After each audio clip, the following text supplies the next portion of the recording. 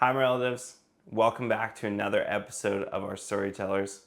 Joining us on today's episode is my good friend, Leena Minifie. Leena is ultimately a storyteller. She's a producer, director. She's worked in journalism, interactive media, so many different avenues, and she has over 25 years of experience in all this. She's of Shimsham and English ancestry. And on today's podcast, we talk a lot about her most recent film that's released and that's available on CBC Gem and on APTN called The Good Canadian. This documentary, explores systemic racism from the non-Indigenous worldview, which it's a great documentary. I highly recommend you check it out. It's in the description of wherever you're accessing this from right now. But we talk a lot about that documentary. She shares her story. She's been so supportive of the podcast as well too, and a really great mentor and friend to me. So please welcome to this podcast, Leena Minifie. Hello, my relatives. How are you? Here at Our Storytellers, we care about your spiritual, mental, emotional, and physical well-being, which is why we want to inform you that this podcast discusses topics that may cause trauma to listeners and viewers. These subjects include mentions of Indian residential schools, assimilation, ongoing harm, colonial impacts, and much more.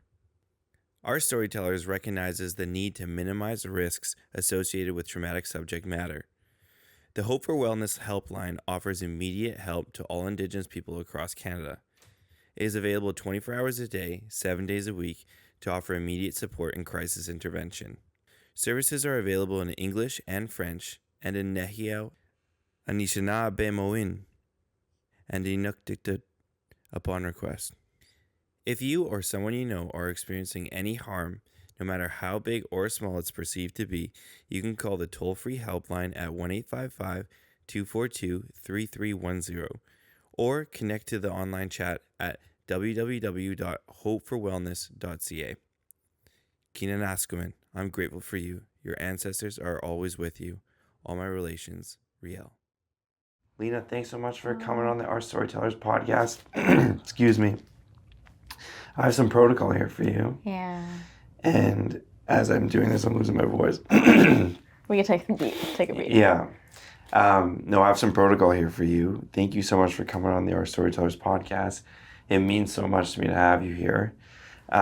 This is a blanket and some tobacco, just to open up the lines of communication between my family and yours, and to introduce myself properly. My name's Riel. I'm Métis from Nehiyaw and Soto background. All my family is from Red River. My mom's English. My stepmom is from here on Squamish Nation. And I'm just going to pass this over to yourself. Okay. And please introduce yourself in your own way. Thanks, Riel.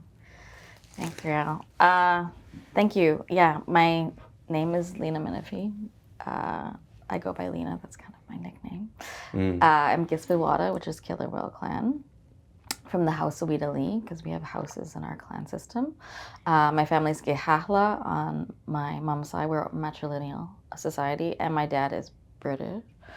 The family is British mix, a little pinch of Irish. I am so happy to be here on Squamish territory and to be in your abode and in the studio with you and Tixinissum. Thank you. No worries. I mean, Leena, you're one of my heroes for sure. You can should toss it wherever. This is beautiful. Oh, really? Yeah, this is gorgeous. Thank you. I don't have one of these blankets, so it's cute. You don't have one? Not that, no. Oh my goodness. In my life, and the colors are super my colors. So. Really? Yeah. I knew you were a warm earth tone. Yeah. I just could feel that. But yeah, no, Leena, you're one of my heroes. You, on the most recent National Truth and Reconciliation Day, your documentary, The Good Canadian, came out. Before we jump into that, tell us who you are as a person. How did you grow up? Where are you from? Yeah. What's the founding story like? Founding story. I'm at the age where I have to think back to the old days. Just kidding. A little bit kidding. So I grew up with my parents are still together. They've actually retired in Okanagan. My family's still back up north, so my time was spent in between Prince Rupert and Kitimat. My white side is from Kitimat. They're actually one of the first white families. I'm a total product of colonialism. My family, so my grandfather was an engineer and came in to the Kimano project in Kitimat. So when the Haisla people are kind of, we consider our cousins culturally, even though we speak different languages. They landed and they brought in 1,000 engineers in the 1950s. And my grandfather was in Quebec, met my grandmother in Creston. They got together, had a baby in Vancouver, and then went to Kitimat. So if you can imagine, in the 1950s in the north, there wasn't that many white families up there. You're only up there if you were exploring or mining or kind of doing research. So they brought in these engineers to make Kimano. But in that process, the displacement of the Haisla, Kimano, and Kitlo people all got merged. They're kind of forced merged together because they're trying to protect them for disease reasons. But my family is involved in the displacement. So, and then my mother's side, Gitxaala, the clan, we have multiple villages over islands. The Dolphin Islands is the English name. But we have islands and we go across the ocean and kind of go into the mainland as well. And Prince Rupert is the hub, like that's Kayan Island. So that's like the main hub, if you would like compare it. We're not like Honolulu or anything, but if you plane to the big island or the main island, that's where everybody goes for like work. That's where people worked in the cannery. My family, all the women in my family worked in canneries, and most of the men were either in the canneries or fishermen. So, but we go back, documented 14,000 years. We're the longest occupied village that never got displaced, removed, dislocated, or I guess, yeah, we're not underwater yet. So, yeah. So my childhood was between, like, mostly, I went to kindergarten and sort of I went to elementary school in Prince Rupert, but I was a precocious kid. I don't know if you can imagine this, but I was precocious. And I went to school with my cousins, but I wasn't learning fast enough. So I went to kindergarten when I was 4 years old, and I was mad that I wasn't learning math or writing. So my parents at Kitimat had a better school, so they moved me to Kitimat. Yeah, and so that was sort of and then I would have, summers with my family, and but we would go back and forth. It's only an hour and a half. Yeah. Beside each other. Yeah, they're close. Yeah. So, but my experience, like Le Clan, going back to Le Clan, was later in my life, and I have still have cousins out there, but we're a village that has like 200 houses, but we have like around 2,000 people. So living there is not easy. It's not an option. You have to have a boat or a barge, or we have a ferry now. But Yeah. So what was your school experience like, though? Did you enjoy it? Yeah. What was your favorite? What were you interested in back then? Everything. I was like one of those kids. You're just eating it up. I loved I loved art. I loved science. I liked everything until I got to high school, and then I started to get, I don't know, I still was like ADHD. Yeah. Liked everything. I took everything from like physics to theater. So. Yeah. And so were you, like, I'm really eager to learn about your childhood and when you're curious. Storytelling? Yeah, when this starts. Sorry about this. I'm starting to lose my voice all of a sudden. Okay, we can take. 1 second. Do you need a lozenge? No, I don't need a We'll be fine. I just got to warm up, I feel like. But, no, so I really want to ask you this question. Yeah. What was the first movie you remember loving? Oh, God. Loving. Okay, so maybe I can explain who. If I was raised in a different timeline, I would have been like a traditional dancer. And I have done some traditional dance, but I was a dancer. Since I was able to walk, I was able to dance. And I used to mimic everything I could see on TV. So TV informed my life. And my parents, I had so many cousins, so I had too many kids around me, and I was the oldest, so I had to take care of them. But my mother would say that I would remember every dance step I watched on television and every song that would be sung. I remembered all the lyrics, and she was like, "How do you?" If the radio would go on, I would even like be able to guess the lyrics and start singing songs. So I think I had a relationship with media as a baby. And I can remember the creepy thing for my mom is like, I remember when I'm 6 months old to a year old, I can still remember that stuff. Oh wow. Yeah, it's starting to get a bit fuzzy, but I was very conscious. You can recall. Yeah, I can recall stuff. Yeah. So Yeah. like so this is 90s. No. 80s? 80s, 90s? You're like 70s. Really? Yeah. Wow, you look so young. Late 70s, thanks. Yeah, I don't Sorry. know. My goodness. I'm a little bit rusty over here, but okay. but so you grew up dancing. That was your first form of art that you can remember loving. And drawing, I was actually really good at drawing. Drawing too. And my uncle is a really well-known West Coast form line and painter artist. Oh, cool. Yeah.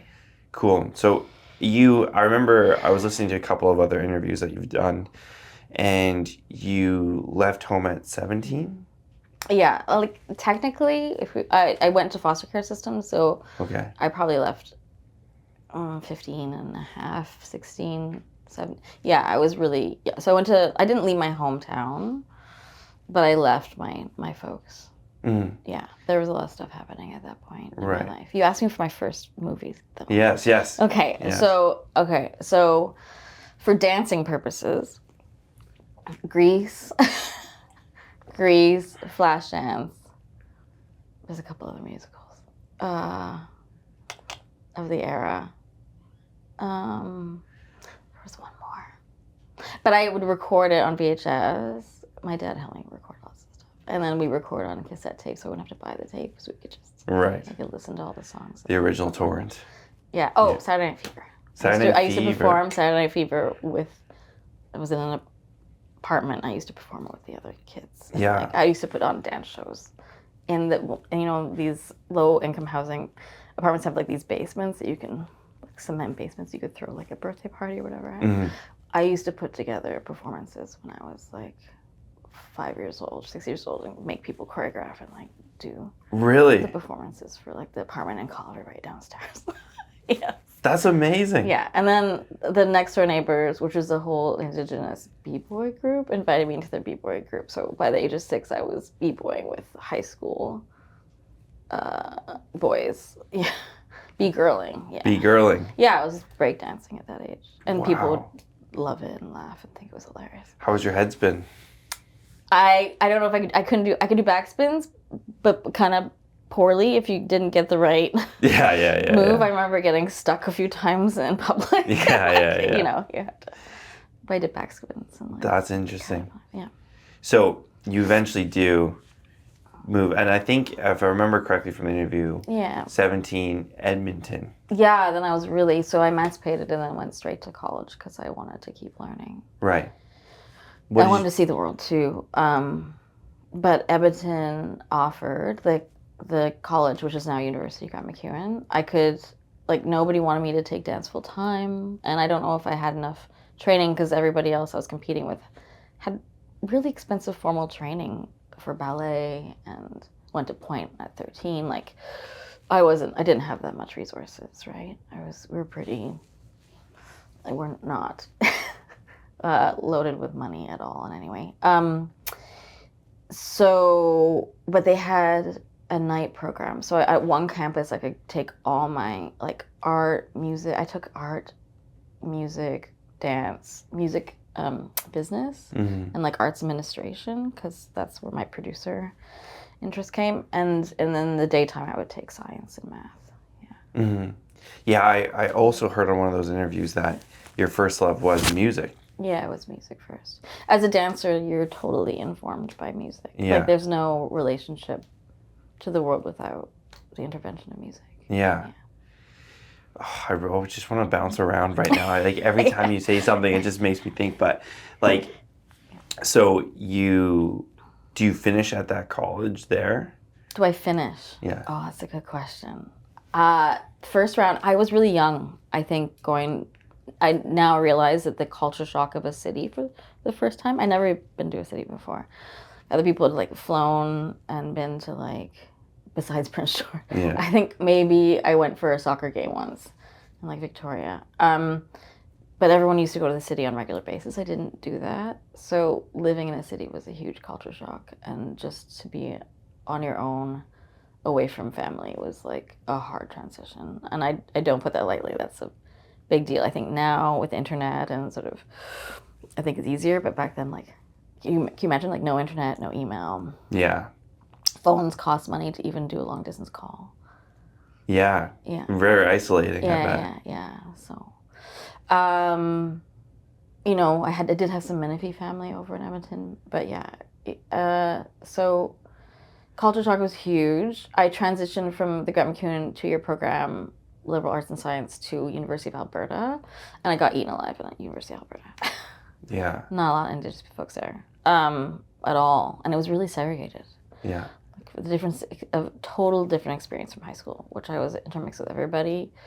The university was totally segregated. Nobody hung out with each other.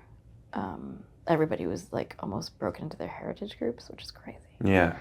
And then I wasn't Cree. I was in traditional territories, you know, Hobbema people, and they're like, you're not Cree and you can't speak Cree. So it's like, they're like, who are you? Yeah. So it was interesting. They're like, where are you from? Yeah, but the art scene saved my life there. Like, it was like music, dance, film. I started film in Edmonton. How did you get, like, what's that story? How did you get into that? This is a crazy story. So I did drop out of university. I was 3.5 years in, started wanting, like, psychology through a science lens to be my major, but then I realized I'm 19, like, what am I going to do with this? And I was going to, like, 1,000-person classes. Like, I'd have 1,000 people in my psychology, like, classes for my undergrad, which is, you have to compete against all of them to get into your master's. They only accept, like, 30, 40 people in your master's program, and I had to compete with all these people. And some of them were, like, 40 or 50 years old and, like, killing it. And I'm like, I can't. Who's going to listen to me? I'm, like, a teenager still. So I decided, like, maybe it wasn't the right path for me. And then I ended up dropping out, and then really, like, I started to be a telemarketer for a minute, and I started learning the power of, like, just phoning random people. Mm-hmm. And so I started just calling. I just wanted to do media. My dad used to have a nickname for me, 20 Questions. He used to call me TQ. And I was always a little journalist asking questions and how the world works. And so I just made phone calls to folks, and I phoned media companies and said, can I meet you for coffee? Can I see what you do? Like, what does your life look like? Can I come work? And somebody took the bait and let me work for them. Really? Yeah. What were you doing? Production coordinating for their commercial TV and radio section. They had a radio ads, they had print ads, and they had video.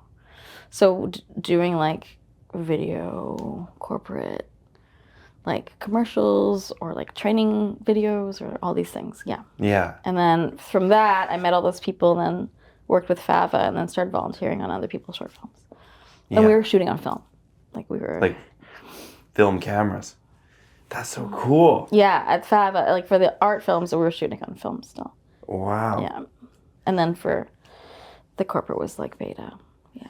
Wow. So then I went to film school because I knew I wanted to do that. And then did you move to Vancouver to go to film school? So you went to Yeah. There was a pause there. I went to Phoenix, Arizona, and I worked in music promotion for a year, and then I went to. Okay. What's that story like?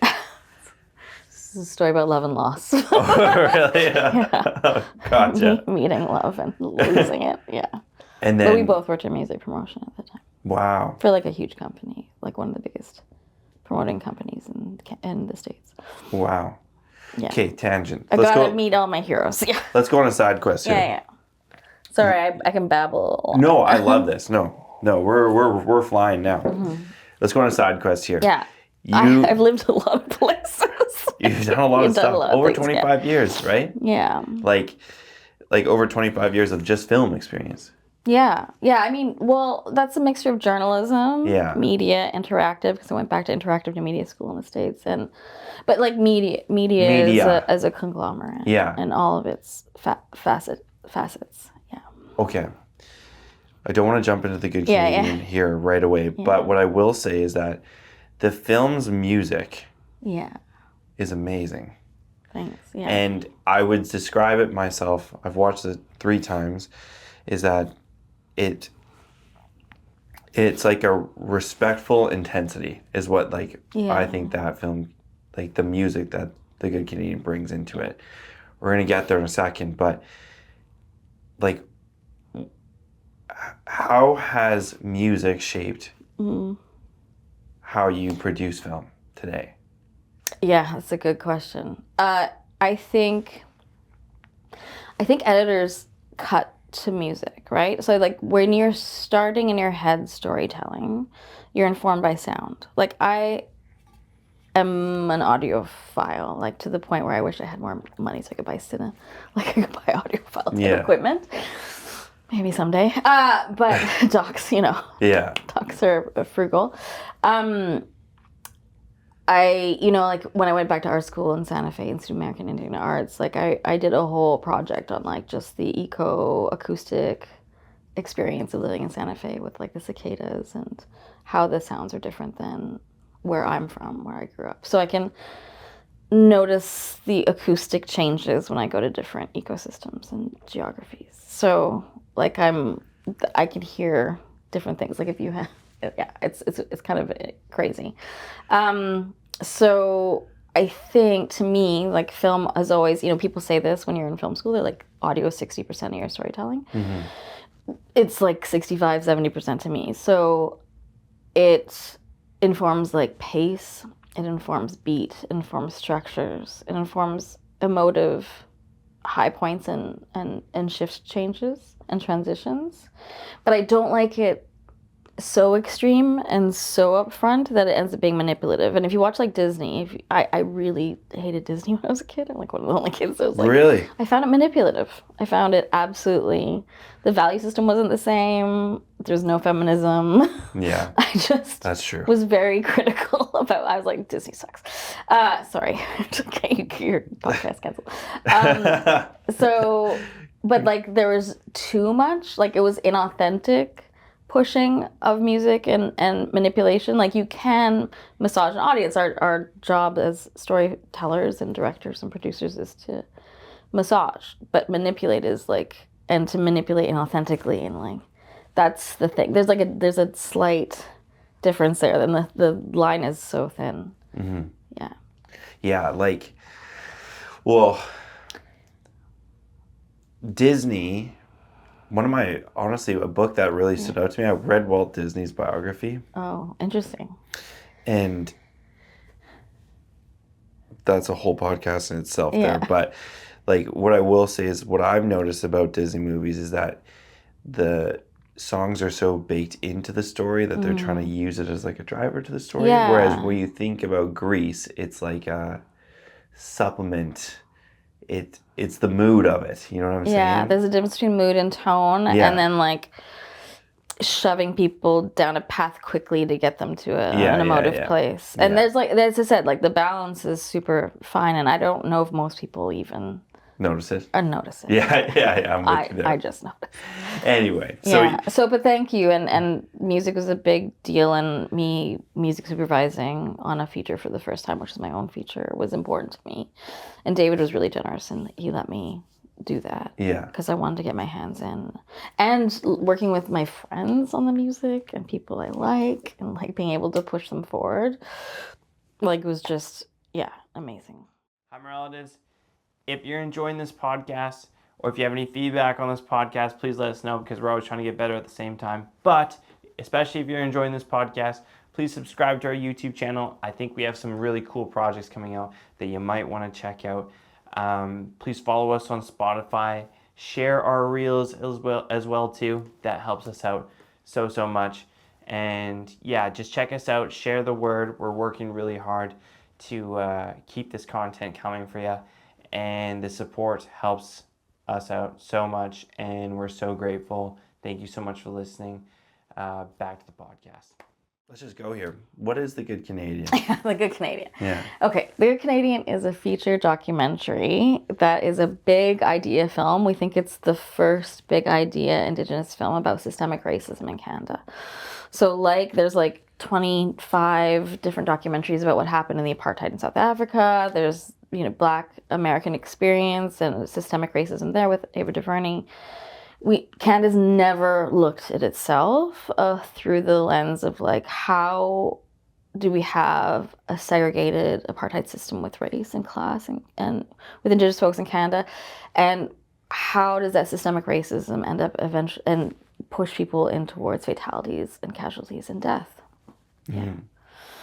Yeah, so it's pulling that apart and trying to look under, I guess, the hood of Canada and how it's been made, how we're operating today, and how non-Indigenous people benefit from the system. So this is also the first turning around the camera, like this camera, turning the camera around, because I've covered Indigenous stories all my life through Indigenous lens, right, through Indigenous voices, but turning around to non-Indigenous people and saying, how are you complicit?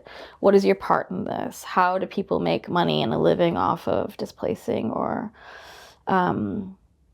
disappropriating or interrupting Indigenous lives from our birth until our death? So how did that idea come to be? Because I think that that's what makes this, having non-Indigenous voices tell this story. I think that's what makes this so unique and so interesting. Honestly. Yeah, I mean, there is Indigenous people in there. Yes, there is. They're able to primarily, would you say? Not primarily, but we bring people in as the analysts. There's people who are the analysts. Yeah. Which, I was really informed by Michael Lewis. I don't know if he's a very famous author, and he goes to folks, he wrote the book about the pandemic and The Big Short, and all the falling of Wall Street and other countries' economic falls, like Ireland and Iceland. But he goes to people who've been working inside the system for a really long time that nobody's spoken to before. They're just invisible cogs that have been in these systems for 25, 30, 40 years or retired. And he asked them about their experiences and what they've seen. And so when David Pepperny came to me, because we were kind of actually matchmates by a funder, David had this idea of he wanted to do this story, and he wanted to do it on Cindy Blackstock because he admired her really a lot. But Cindy Blackstock challenged him and put him down a road and said, David's what about doing a biopic about yourself? And she's why don't you look at yourself as a non-Indigenous person and ask yourself, what did you do when a genocide was going on? And why don't you do that story? And apparently she's asked lots of people to focus on themselves, but David really took it into heart. And then he was matched. And then there's two funders who had just come off British Columbia and Untold History and a couple other shows, Bones Crows. And they said, we think you guys would be the perfect match. And then so we ended up kicking each other's tires, checking each other out, and then diving in. And so when I dove into his genocide story idea, and him and Sarah Jane Flynn, who's now at Knowledge, I brought the Michael Lewis concept to them, being what if we break down non-Native people, their work? Because there's people who get paid $200,000, $300,000 a year, and their entire life is making decisions for families, making decisions for our future, incarcerating us, trying to determine policy, and they're leading a lot of the policy on our lives, if not the actions that affect us. Yeah. So pulling that apart and to be able to look at non-Native lives, which is 95% of the country, we're only 5%. They have way more influence and way more intersections with our lives than sometimes our own people do with their vocations. Yeah. Yeah. This project was built over 4 years. Yeah. Right? Yeah. So let's go back through it. Sacred 4, yeah. The sacred 4 years. So you go back, it's pre-planning, you bring this Michael Lewis concept, which I'm so happy that I learned that today. I love Michael Lewis. Yeah. And you bring this concept. What's the next step after that? Are you guys thinking about interviews? We're constantly interviewing while we're doing this. So while we're breaking the story, we're interviewing. So we got put into development. So a lot of shows now, especially with the economic downturn, because media is in a funny place at this moment because there's austerity, everybody's being put through multiple rounds of development. So they already did they were kind of breaking apart the development already, but when I came in, we ended up doing 2 more rounds of development. So CBC really sat down with us and said, like, we want to know, like, yes, you have talking heads, but what are your visuals? What are your things? APTN's like, okay, actually APTN came on board first.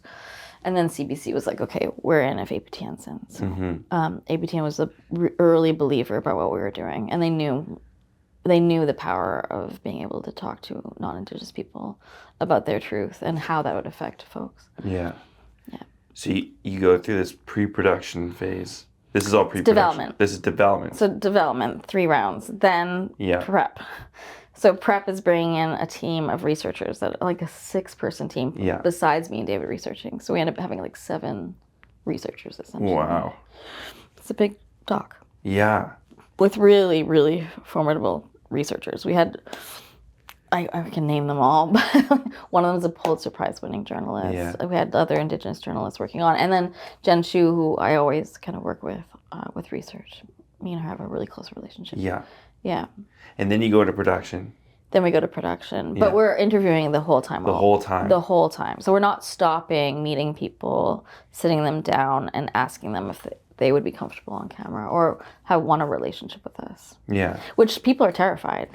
I was going to say, listening to, I think it was the Matriarch Movement podcast, is that one thing, and I've experienced this too, just with podcasting, is that, people are in this world of social media sometimes a little bit worried to share. So worried. Yeah, so worried to so share. Worried. Yeah, and to tell their story or to talk about any type of experience. How did you overcome that when you were doing these interviews? Well, I let them know it's a long form. So a long form story has more room. Unlike when I was a journalist and having to go to news and like do streeters or like go on clips and then be able to pull a 30-second or like an 8 to 10 second clip from somebody and then it represent their entire being, which is really intimidating. It's very hard with 2-minute news to be like, we're going to represent deep thoughts. Like you can only get your left side, right side, white, black, right versus left. It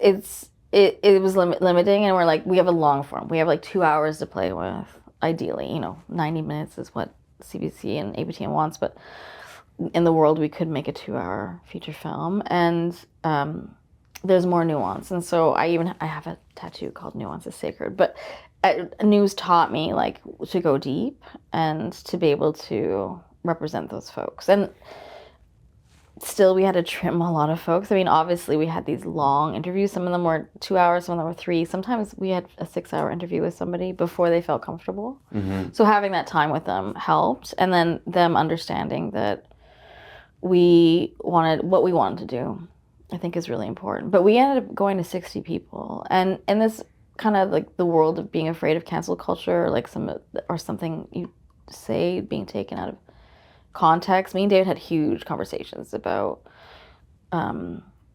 what that looks like. Like documentary people, we all have to massage the words, but manipulate is that stronger word, but it's a stronger concept. And I was listening to Ramel Ross, who's like one of my favorite filmmakers right now, and he did a whole hour class on YouTube sort of talking about looking at documentary puppetry. He was calling it puppetry, like going up to a person, getting them to say what you want them to say, trying to force a clip from them, and then taking the clip that you want and then just using it, which is more like this puppetry for documentary makers. And we were letting people say what they wanted to say, but a lot of them came from government positions, so they already had like this, I call this tape talk in their head, where they were trained by PR for so long. So sometimes it would take an hour or 2 hours to get to the person, because they were already trained in their position for so long to say these talking points, that we wanted to actually,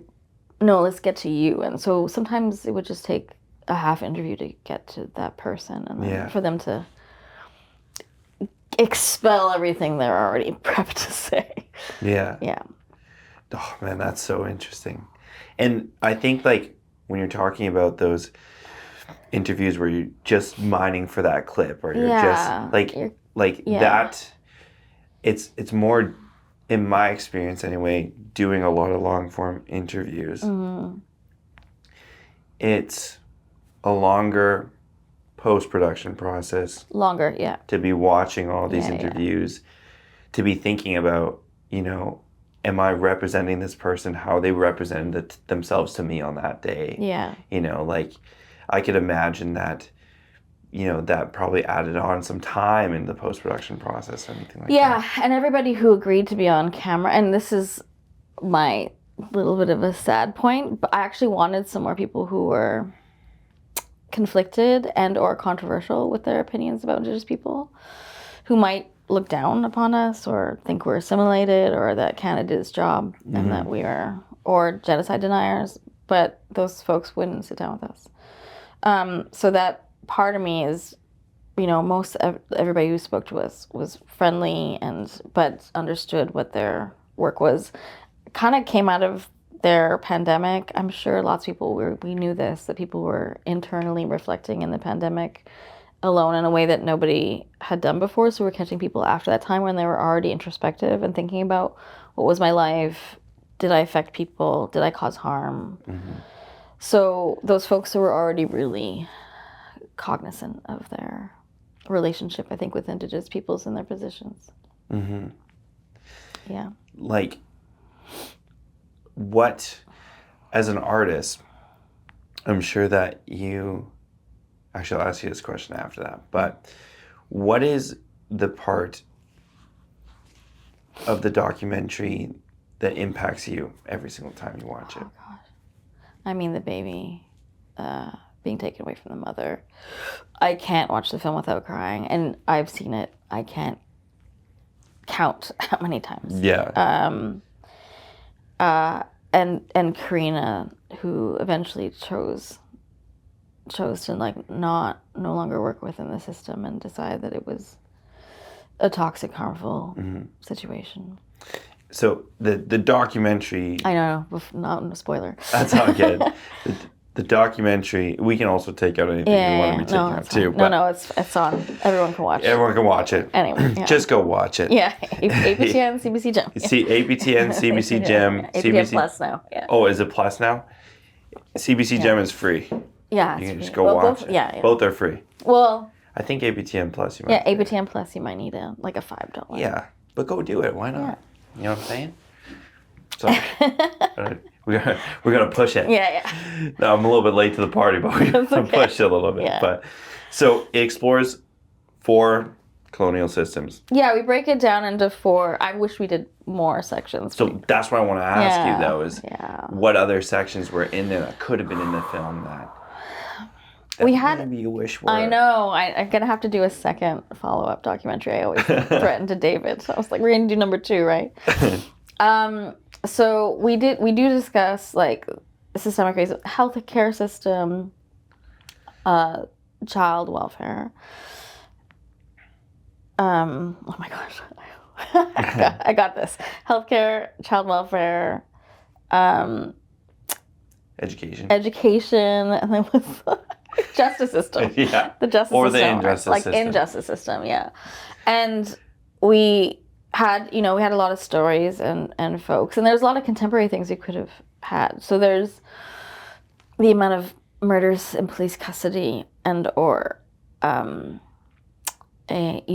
checks where people have perished instead of got out well. There was like forced sterilization that we could have went down because that's still in a class action suit right now in Saskatchewan. So there's lots of other colonial things happening in 2025 that we could have incorporated. We did have an interview based on stripping our rights away from that has been promised to us for taxes. That was way complicated though, working within the tax system and using the tax department as a weapon against Indigenous people, even though we have these rights that have been baked in, like you can strip us away from those rights. So there's a lot of different angles that we could have went down, but these are the 4 things that we think that could make change in these sectors, I think. Yeah. As a creative, you're always looking back. You always think of stuff that you can add in, but there's so much. At the same time, I found the people that you did interview and are included, like, I'm forgetting the accountant, the professor of accounting. Dean Noy, yeah. Yeah. I found that the accounting perspective and the money and the economic Following perspective the money, yeah. that was in the documentary, just based on those 4 subjects, that was such a amazing take. And as a person who went to business school, I think about that all the time, right? Yeah. And it was so interesting just to see the amount of money that was put up to essentially cause harm. To Directly. hold up an apartheid, Yeah. which we don't use that word, and Cindy uses that word, and it's not lightly. It's from vast amounts of information to get to these definitions, but putting money towards complete assimilation and making sure one part of the population loses their culture, language, and loses the potential of their lives, and is put off to the side and separate from, is a segregation, right? Yeah. And then the amount of money that goes into that system is like a formula to what works. And we, a lot of folks have said this, but there's a book that MIT published in regards to South Africa, but there are other countries and other systems who have looked at our reserve and our apartheid here in order to inform and more solidified atrocities in other countries, and have used this as a basis of a foundation of information to practice. Yeah. Which is. Yeah. Like I want to talk about the specifics all the time, but there is one line that really stood out to me is like, there's two types of reservations in Canada. There's a wildlife reservation and an Indian reservation. Yeah. You don't even think about that language that you talk about, right? Yeah. Because we live in it. We're like frogs in boiling water so much that we don't get a chance to step back and analyze, like, what that even means. Is this normal? Yeah, totally. What is normal? But like, is this how countries function? Yeah. The interviewer gold standard question. Are you ready? Okay. What do you hope the audience takes away from The Good Canadian? A deeper, I think that the audience hopefully comes out with a deeper understanding about the foundation, like the economic, the socio-political, and the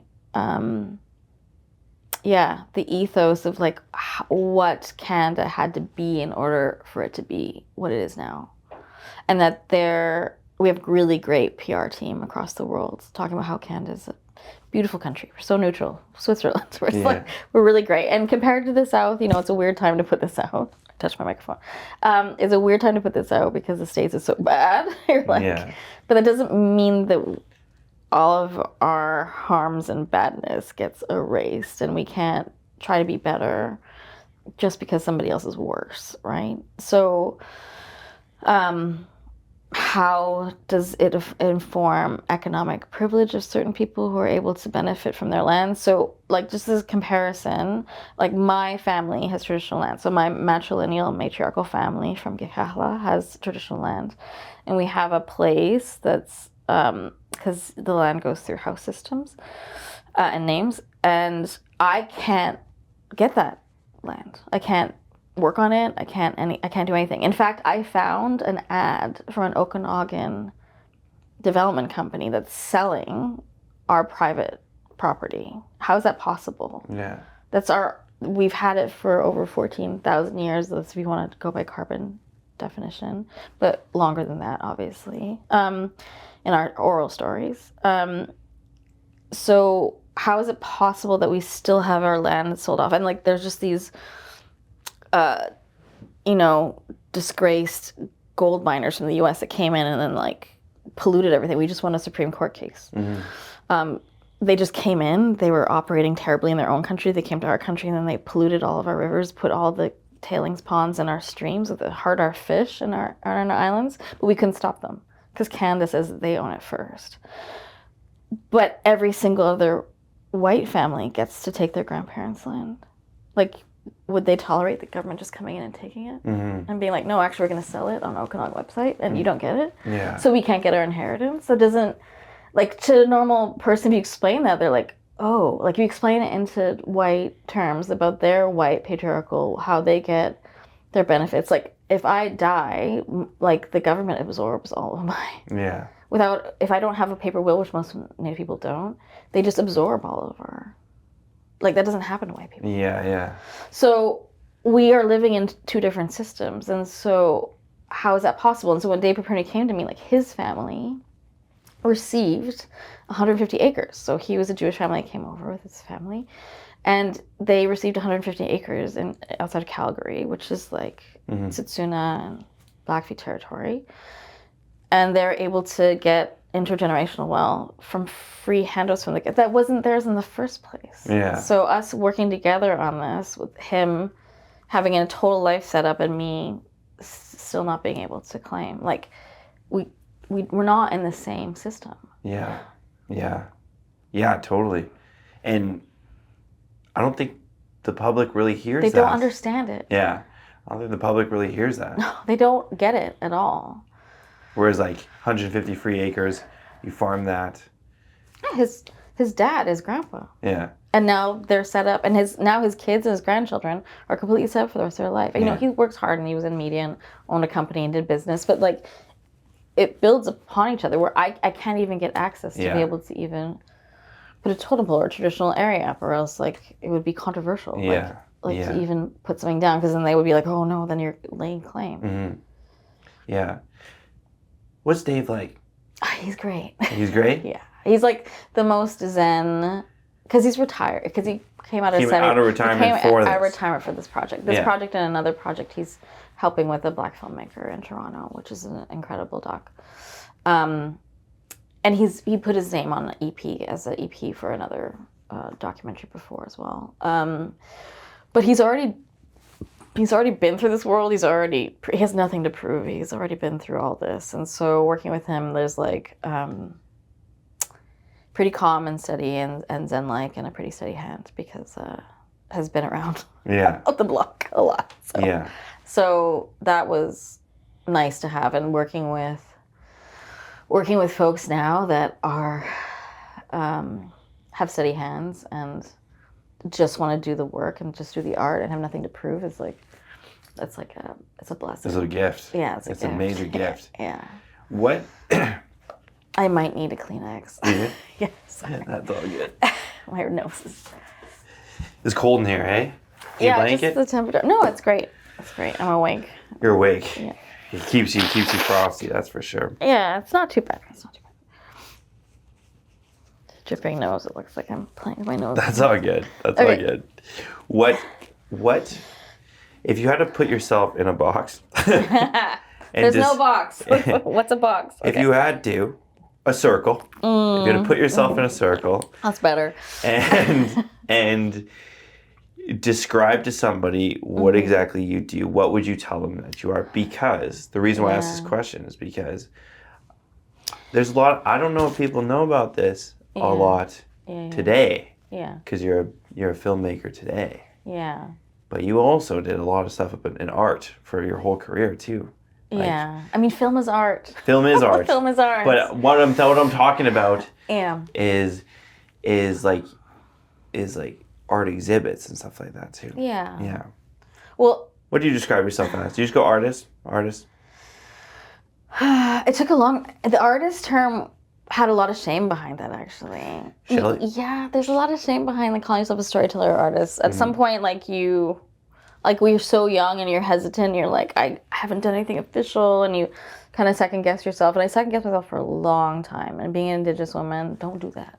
But it takes a while. Because the society tells you like what's in European art definitions, like tell you what is and what isn't. So I would say I like your word storyteller.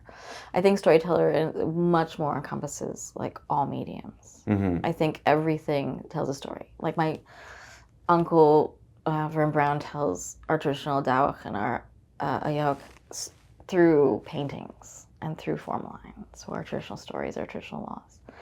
So those things preserve our stories, right? Mm-hmm. Our artists are the ones who know most of our law.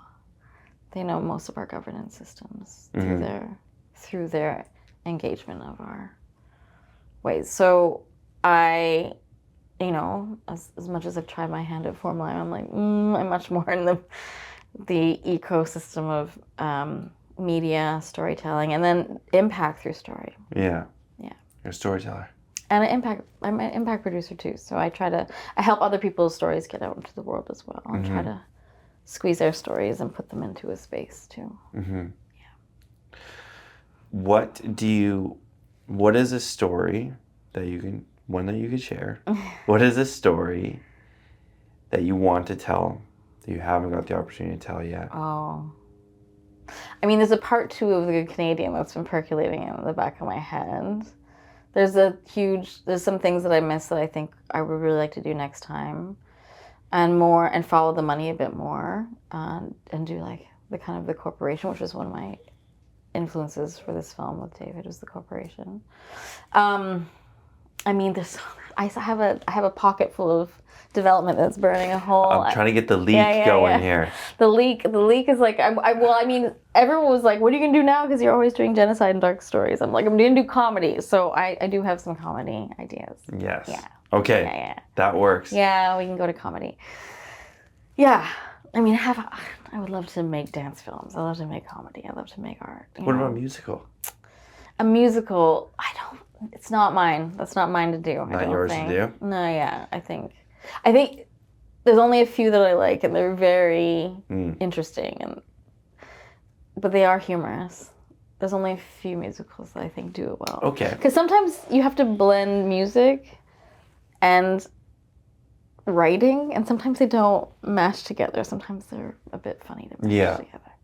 Okay, last good Canadian question. Yeah. What's something that you've learned? Oh. What's a lesson that you've learned through making The Good Canadian? Whew. There's so many. There's like 4 years of lessons. I'm gonna have to. You want to stew? I'm trying to grab it. I think I need a stew on it. Okay, stew. At the end I'll answer it. Stew. Okay. What was your experience like working on Bones and Crows? Oh yeah, Bones and Crows with Marie Clements. Yeah. It was 9 to 10 months of my life, at least. No, probably a year of my life, because we were doing prep. It was intense. It was supposed to be like this hard-hitting, like almost Handmaid's Tale, or like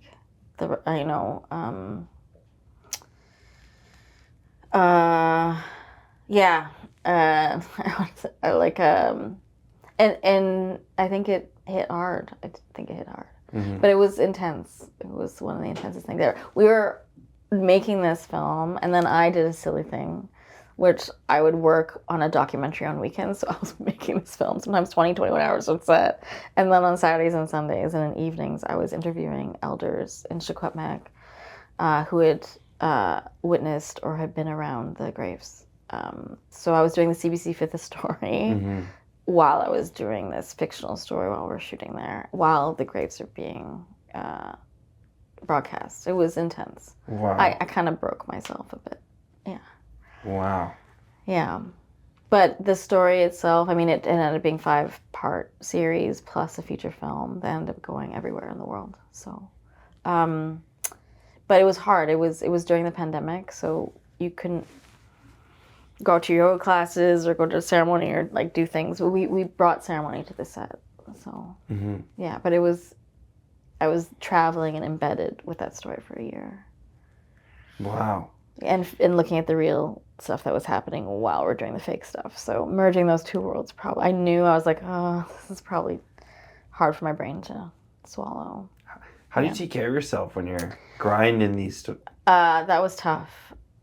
I don't know if I did it well. I think I needed to work out more. I did have a therapist who, I always think people need counseling and therapists no matter what, but and through the Good Canadian as well, I've had the same person in my life. I also brought therapists to the set for other folks, and then we set up counseling and stuff there for folks who needed it. And then elders, like close relationship with elders and spiritual family. Cool. But could have did more. Probably could have did more. Yeah. Like what? Yeah, well, it was the pandemic, so I couldn't go to the gym, couldn't go to yoga, couldn't go out to like have a party with friends or celebrate your birthday. So that was tough. Yeah. It was tough for those family moments. Yeah, that's rough. Yeah. That's rough. How do I ask this question? Would you like to be a guest on our Storytellers? Because all you have to do to connect with us is just email info@ourstorytellers.ca and we will get back to you as soon as possible. That sounds like a voicemail, which I think is hilarious.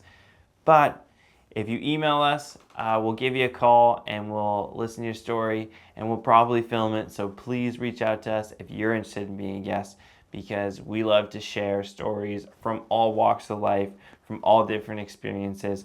We think that everybody's story is valuable and that you can learn from anybody's story. So please email us and we'll schedule a call with you as soon as we can. That also sounds like a voicemail, but back to the podcast. We're getting deep here. Yeah. Are you good? Yeah. You're good? Right. You've won awards, you've been nominated for a bunch of different stuff too. Why do you do this? I haven't started. The award things is all new to me, just FYI. Yeah. I never thought that I was going to get to this place. I just thought that I was always going to be a supporter of other people's projects and a producer, like behind the scenes, being behind that camera that we like so much sometimes. It's a really quiet place, and I like to bring other people's talents forward, and I like to put together teams that can build and influence each other and inspire each other. Like, that was really important to me, is making that container in film to make that stuff happen. And it's like a magic mixing bowl. If you get the right people and you inspire them in the right way, then all their talents can be fully observed and they can be fully themselves and bring their full selves to the work. That's what's really inspiring to me. The awards and stuff is like a whole new era that I was actually not okay. I was actually like, it's so weird that like after you make art, then you have to go on this red carpet and then get an award. Like, I always found that to be like, okay, for actors I can understand because your face is on camera, but the whole reason I'm a producer and writer or director is like to not be on the carpet. It's like to allow other people to shine. And then you just get put towards and you get nominated and people love you and support you and want to see you reflected. So that's the reason why. Okay. Yeah. What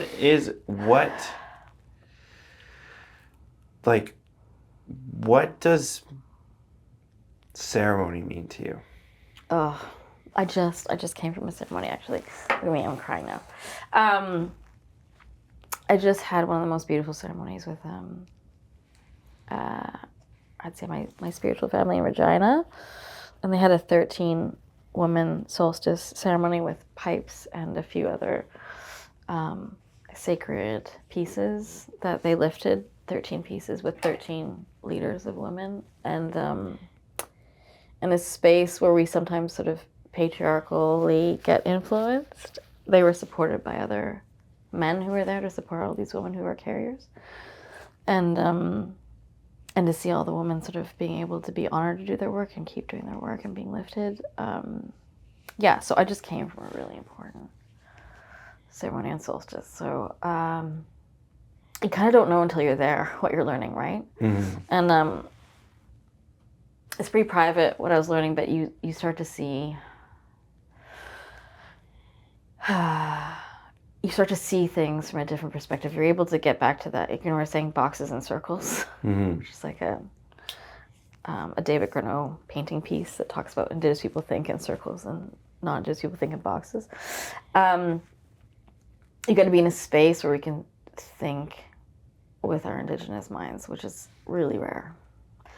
And I got to re-understand the beauty of autonomy in our culture. Like, everybody gets to come to their own place in their own way, autonomously, and that we don't have to fit into boxes, that we can always bring our full selves and be however we are, no matter what, and be accepted in our own space. So it's like this beautiful place of communalism, but complete, not individualism, but autonomy within our practices. So no matter what you believe, you're allowed to believe it. And that's what ceremony means. Be present, it's like it's our experience on this world with each other.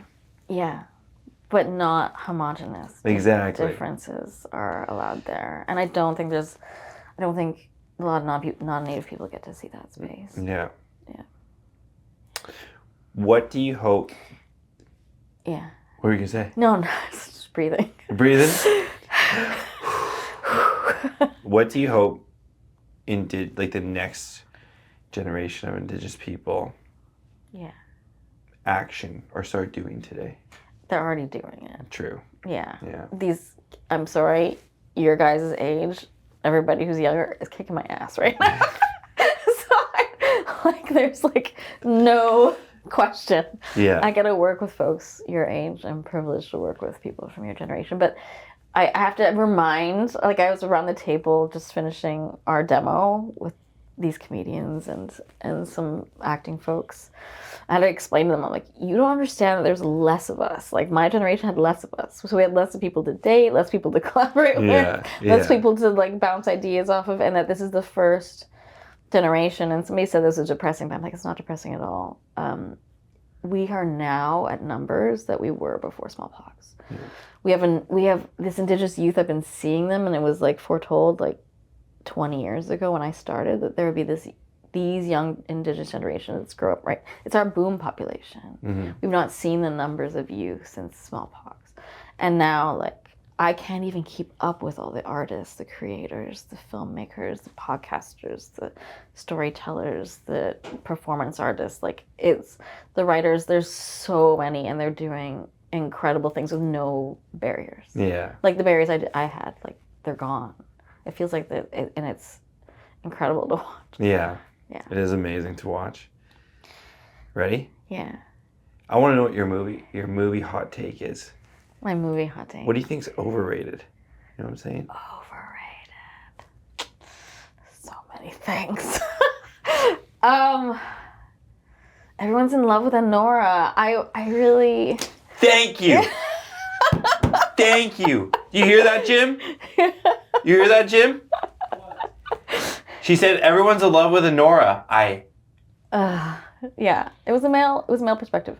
I want to honor the person who is the advisory and the cultural liaison, who was the sex trade worker in the film, who did work. Her, Lauren Grant did Modern Horror, the documentary, with her book and her perspective, who was the cultural. That was interesting. Honora itself was really, it was pretty male perspective. Okay, yeah. I have no problem with the story. Yeah, I love the story. Yeah, I don't have a problem with. I kind of felt like there were scenes with, I felt it was a little bit too long. It was long, but also he was just like a spoiled brat. You had to hang out with this spoiled brat for such a long time. Yes. Is annoying. Thank you. Yeah. Thank you. We watched that together. Yeah. Which I don't know if it was a little. I didn't know what I was watching, but I'm glad I watched it with the boys for sure. I guess you know what I mean. But yes. Okay. What else? I like this. Thank you. I felt like an alien saying that I didn't really enjoy that movie too much. I know it was indie. There's some things I could take from it, but it was. Yeah, what I liked, one part that I liked about it was also that they did interview when they're look. I don't know if this is gonna stay in, but when they're looking for people, they're interviewing real people. Yeah. That was cool. Yeah. Anyway, yeah. Yeah. That's your hot take? What else is I can't. I don't know if I want to throw anybody else under the bus right now. Okay, that's all good. That's all good. Is there anything that you wished I asked you that I didn't ask you about? I guess the balance of our hard stories to our light stories is a tough thing for me to find that achievement. I think I'm trying to do that between projects now. So in this industry, if I could tell anybody this, people want in boxes. They want to put you in a lane. So if you're a documentary person, you have to stay in documentary. If you're an investigative reporter, you have to stay investigative reporter. If you're a comedian, they just want you purely comedy, sitcom for your entire life. Yeah. We come from communities that we don't have the privilege of just working in. Can you imagine if I just did one thing and then I'd never work? I'd only like every 10 years I'd get a job if I only worked in one. Like if you go to the States, the agents and the film industry wants you to be like, your resume has to be all in one genre, one type of, in order to, and if you're an artist, you go to art school, which I did, you have to keep within your own aesthetic and not ever break rules or get out of the box, or else you won't be considered like a high caliber artist. Yeah. We just don't live in that world anymore. Yeah. And our people didn't reserve themselves just to one type of storytelling. Yeah. Like our artists were carvers and jewelry makers and metalsmiths and weavers and like, you know, we don't, most of our people who are artists like do all those things. Maybe there was a time when only one person did it. Like I only could do chilkat weaving because it takes 2 years to make this one thing. But it's so rare to be a master, you know. Do you think that like I'm reading books right now on story structure and stuff like that? Yeah. Do you think that they want to put somebody in that box of like you're a documentarian? Yeah. I think for my own stories, yes. I think I like doing investigative stories where I interact with people like yourself. Yeah. Interact with live people talking about their lives. I think for my own discovery, I discover myself and discover things I don't know through people, and they're talking to me. Mm-hmm. But when I'm producing other people's stories, and if I need a break from the harshness at some point, I should be able to move to humorous and comedy if I need to. Mm-hmm. Right? Why should I just be relegated? No, go back to the genocide stuff. I was making jokes. I was like, I'm gonna get a nickname of Miss Genocide for the next while, because all the last 3 projects have been, you know, we need breaks and we need to like flex other muscles. Yeah. And help other folks get their stuff up and running. Yeah. Yeah.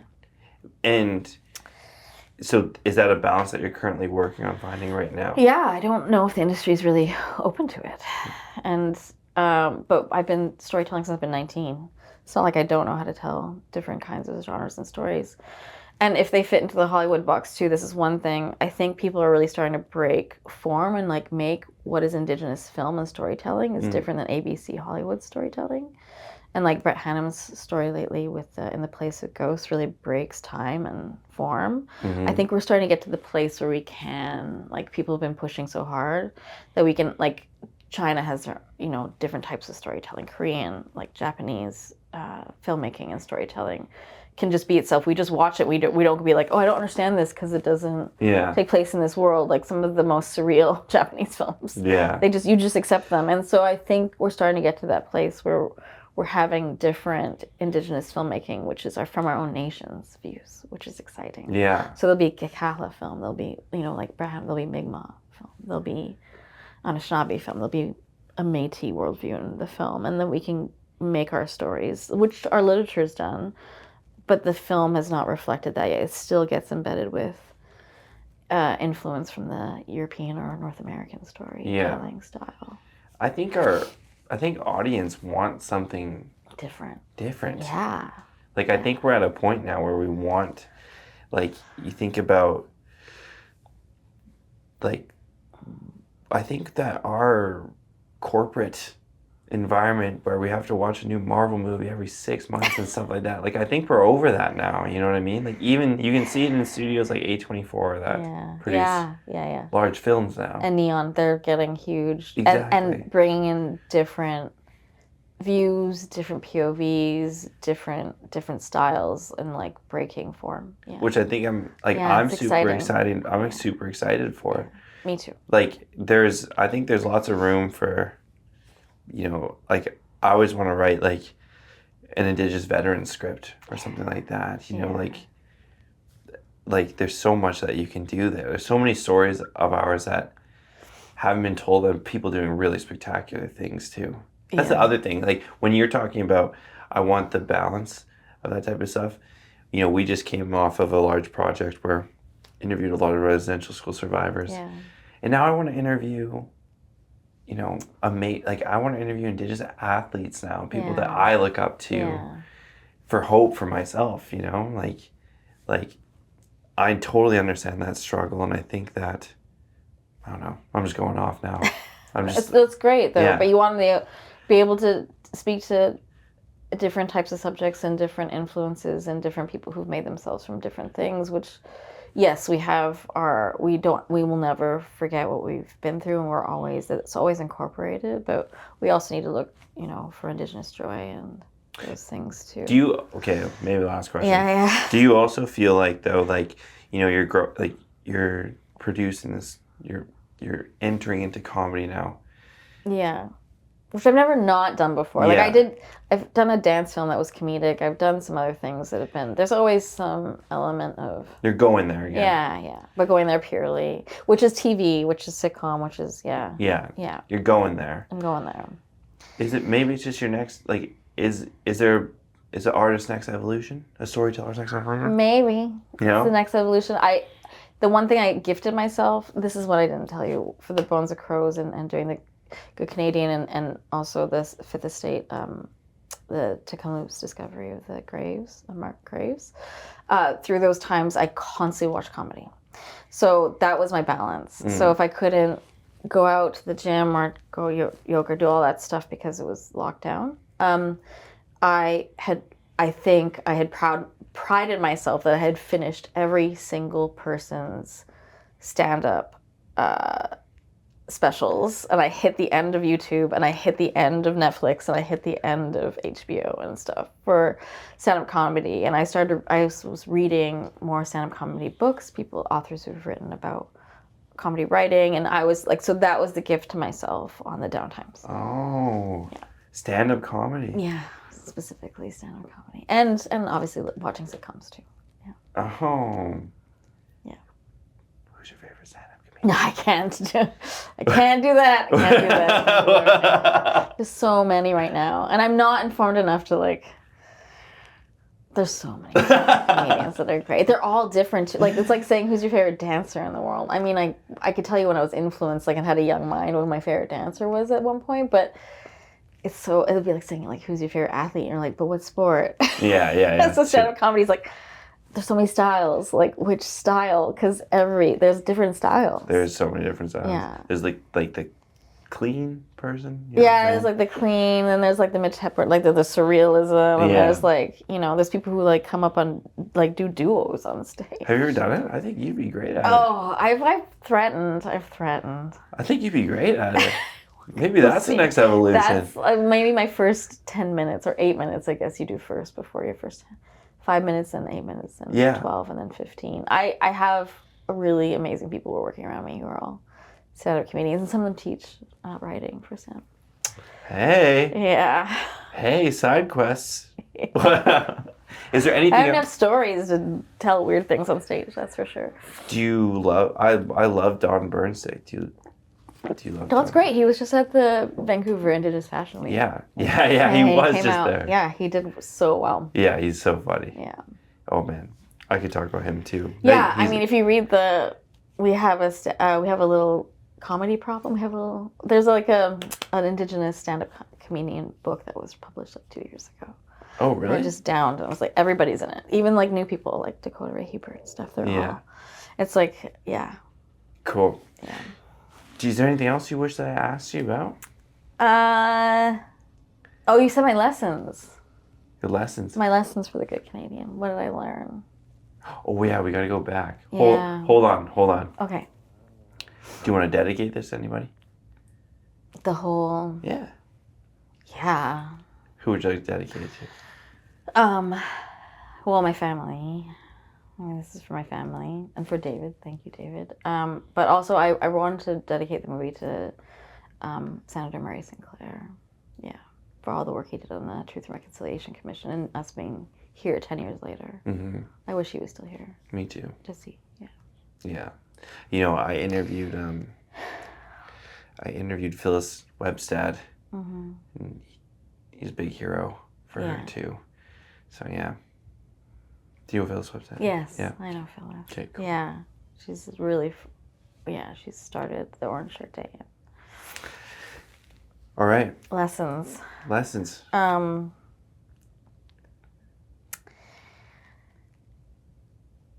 Indigenous folks and non-Indigenous folks have to, this sounds rudimentary, but really come together in order to form the country. Like there's no moving together ahead in this entire plane, this entire contextual country and or continent without moving forward together. And there are so many non-Indigenous unsung heroes who hold us in their hearts and actually try to make movements and change that are totally that we don't talk to because we're always focusing on ourselves in Indigenous media. We're always asking ourselves in our own community, that are doing things behind the scenes and making not only policy but the world a better place, and they will never get in front of the camera and tell you what they're doing. Mm-hmm. So know that we just have a bunch of heroes and we have a bunch of supporters and a bunch of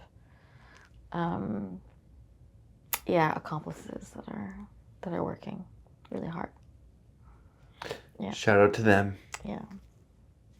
Is there anything else? I think that's it. Thank you for coming on the Our Storytellers podcast. Thank you. It means a ton. Thanks you for having me. Anytime. Yeah. Anytime. On the territory, we have to say OCM. OCM. OCM. OCM. Cool. Okay. That's it.